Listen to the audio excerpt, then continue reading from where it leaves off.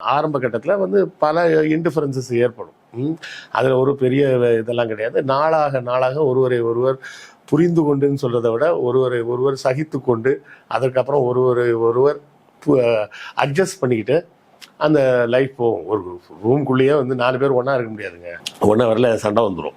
ஏதாவது பேச்சில் இவன் என்ன பெரிய அவனா, அவன் என்ன பெரிய இவனான்னு. ஏன்னா எல்லா மனுஷனும் தன்னை பெரிய இவன் நினச்சிக்கிறதுனால வர்ற பிரச்சனை இது.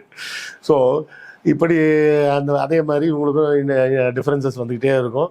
ஒரு கட்டத்தில் வந்து 2 பேரும் வந்து ஒருத்தர் இனிமேல் பேர் பண்ணவே முடியாதுன்ற மாதிரி ஒரு கட்டாயம் வந்துடும். அதாவது எந்த மாதிரி ஒரு எக்ஸ்ட்ரீமான ஒரு பொண்ணு, அந்த பொண்ணோட கேரக்டர்னா, ஒரு நாள் பெரிய சண்டையாகி இவன் கோச்சிட்டு வீட்டை விட்டு வெளியே போய் நைட்டு வெளியே தங்கியிருப்பான். அவன் ஃபோன் அடிப்பான். ஃபோன் அடித்தோடனே எடுத்து என்ன அப்படின்பா, உடனே வீட்டுக்கு வா, நம்ம பேசி முடிவு பண்ணணும் அப்படின்பா. என்னன்னு வீட்டுக்கு போய் பார்த்தா நான் ப்ரெக்னெண்ட்டாக இருக்கேன்பா. ஸோ இதை மாதிரி எல்லாத்தையுமே ஒரு மாதிரி இப்போ பண்ணி ஒரு தடவை பண்ணால் நல்லாயிருக்கும், 2 தடவை எப்போவுமே இதே மாதிரி பண்ணிட்டு